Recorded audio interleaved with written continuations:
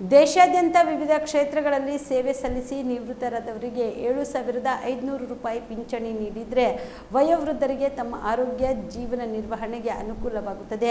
ಸರ್ಕಾರ ಈ ಕೂಡಲೇ ಸೂಕ್ತ ಕ್ರಮ ಕೈಗೊಳ್ಳಬೇಕು ಎಂದು EPS 95 ನ್ಯಾಷನಲ್ ಅಜಿಟೇಷನ್ ಕಮಿಟಿಯ ರಾಷ್ಟ್ರೀಯ ಅಧ್ಯಕ್ಷರಾದ ಕಮಾಂಡರ್ ಅಶೋಕ್ ರಾವತ್ ಒತ್ತಾಯಿಸಿದರು. ಕಲಬುರಗಿಯ ಪತ್ರಿಕಾ ಭವನದಲ್ಲಿ ಕರೆದ ಸುದ್ದಿಗೋಷ್ಠಿಯನ್ನು ಉದ್ದೇಶಿಸಿ ಮಾತನಾಡಿದ ಅವರು, ಈಗಾಗಲೇ ನಿವೃತ್ತರಾದ ಸಿಬ್ಬಂದಿಗಳು ತಮ್ಮ ಸೇವಾ ಅವಧಿಯಲ್ಲಿ ಕಡಿತಗೊಳಿಸಿದ ಹಣಕ್ಕೆ ಸರಿದೂಗಿಸುವ ಪಿಂಚಣಿ ನೀಡುವುದಾಗಿ ಪ್ರಧಾನಿ ನರೇಂದ್ರ ಮೋದಿ ಅವರು ಭರವಸೆ ನೀಡಿದ್ರು. ಆದ್ರೆ ಇಲ್ಲಿಯವರೆಗೂ ಅದು ಆಗಿಲ್ಲ.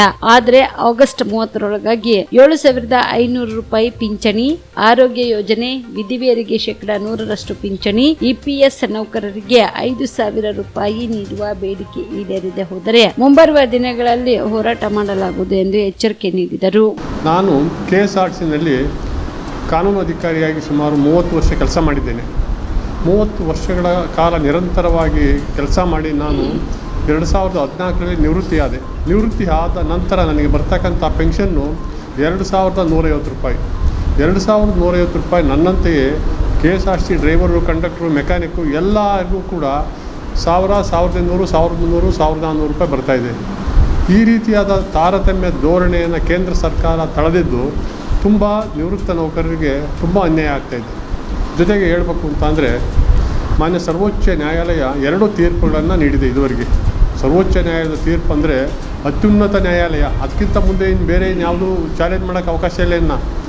ಈ 2 ತೀರ್ಪುಗಳನ್ನು ಕೂಡ ಕೇಂದ್ರ ಸರ್ಕಾರ ಮತ್ತು PF ಅಧಿಕಾರಿಗಳು ಅದನ್ನು ಅನುಷ್ಠಾನಗೊಳಿಸದಲೇ ವಿಳಂಬ ನೀತಿನ ಅನುಸರಿಸಿದ್ದಾರೆ. ನಿಮಗೆ ಸ್ನೇಹಿತರು ಹೇಳಬೇಕು ಅಂತಂದರೆ 2016ನೇ ಇಸ್ವಿನಲ್ಲಿ RC ಗುಪ್ತಾ ಪ್ರಕರಣ ಇತ್ಯರ್ಥ ಆಯಿತು. ಆ ಪ್ರಕರಣ ಇತ್ಯರ್ಥ ಆದಮೇಲೆ ಮತ್ತೊಂದು ಪ್ರಕರಣ ನಮ್ಮ ಕಾರ್ಮಿಕರಿಗೆ ಕೇರಳದಿಂದ ಸುನೀಲ್ ಕುಮಾರ್ ಪ್ರಕರಣ 2022ರಲ್ಲಿ ಇತ್ಯರ್ಥ ಆಯಿತು. ಒಂದು ಪ್ರಕರಣ, ಮೊದಲನೇ ಪ್ರಕರಣ 8 ವರ್ಷ ಆಗಿದೆ, ಇನ್ನೊಂದು ಪ್ರಕರಣ 2 ವರ್ಷ ಆಗಿದೆ. ಇಷ್ಟು ನ್ಯಾಯಾಲಯದ ಆದೇಶ ಆದರೂ ಕೂಡ ಈ ಅಧಿಕಾರಿಗಳು ಮತ್ತು ಕೇಂದ್ರ ಸರ್ಕಾರ ಅದನ್ನು ವಿಳಂಬ ನೀತಿನ ಅನುಸರಿಸ್ತಾ ಇದ್ದಾರೆ. ಇದರಿಂದಾಗಿ ನಿವೃತ್ತ ನೌಕರರು ಸುಮಾರು ಈಗಾಗಲೇ ಕಳೆದ 10 ವರ್ಷಗಳಿಂದ ಸುಮಾರು 25% ಈ ಒಂದು ಇಹಲೋಕನ ತ್ಯಜಿಸಿದ್ದಾರೆ. ತುಂಬ ಸಂಕಷ್ಟದಲ್ಲಿದ್ದಾರೆ, ಕಾಯಿಲೆಯಿಂದ ನರಳ್ತಾ ಇದ್ದಾರೆ, ವಯೋಸಹಿತ ಕಾಯಿಲೆಯಿಂದ ಅವರು ಮೃತರಾಗ್ತಾ ಇದ್ದಾರೆ. ಇದನ್ನೆಲ್ಲ ಸರ್ಕಾರಕ್ಕೆ ಗೊತ್ತಿದೆ. ಹಲವಾರು ಪ್ರತಿಭಟನೆಗಳು ಶ್ರೀ ಅಶೋಕ್ ರಾವತ್ರವರ ನೇತೃತ್ವದಲ್ಲಿ ಸುಮಾರು 7 ವರ್ಷಗಳ ಕಾಲದಿಂದ ನಾವು ಹೋರಾಟ ಮಾಡ್ತಾಯಿದ್ದೀವಿ.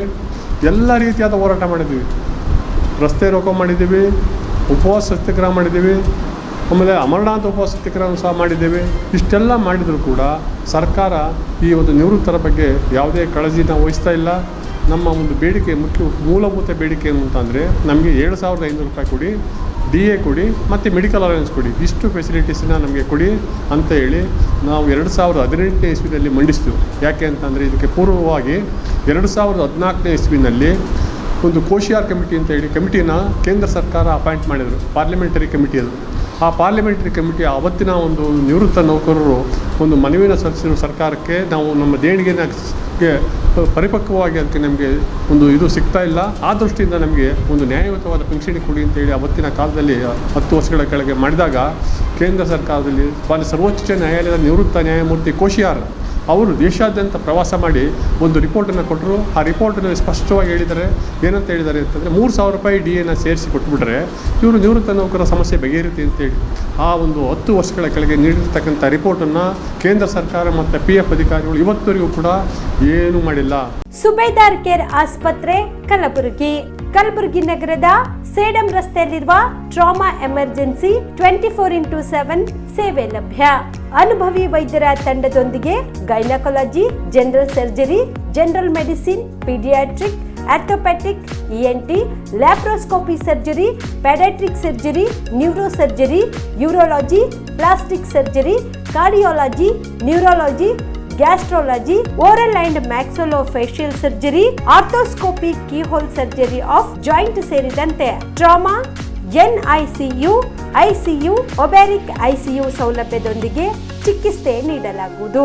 ಸುಬೇದಾರ್ ಕೇರ್ ಆಸ್ಪತ್ರೆಯಲ್ಲಿ ದಿನದ 24 ಗಂಟೆ ಎಮರ್ಜೆನ್ಸಿ ಚಿಕಿತ್ಸೆ ನೀಡಲಾಗುವುದು. ಹೆಚ್ಚಿನ ಮಾಹಿತಿಗಾಗಿ ಸಂಪರ್ಕಿಸಿ ಸುಬೇದಾರ್ ಕೇರ್ ಆಸ್ಪತ್ರೆ, ಇನ್ಕಮ್ ಟ್ಯಾಕ್ಸ್ ಆಫೀಸ್ ಎದುರುಗಡೆಗೆ, ಸೇಡಂ ರಸ್ತೆ, ಕಲಬುರಗಿ. Mobile number 9483517777.